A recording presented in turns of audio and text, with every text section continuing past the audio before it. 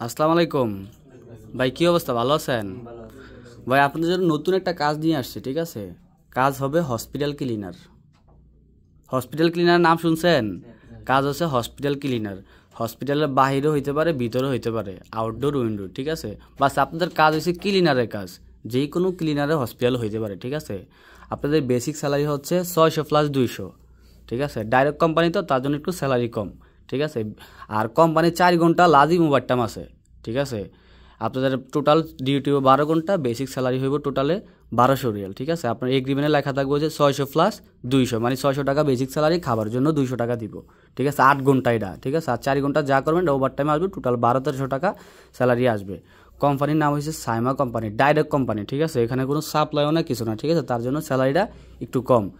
সপ্তাহে একদিন ছুটি আছে, ঠিক আছে? আপনার বছরে 25 দিন ছুটি পাবেন, ঠিক আছে? 2 বছরে 50 দিন ছুটি পাবেন।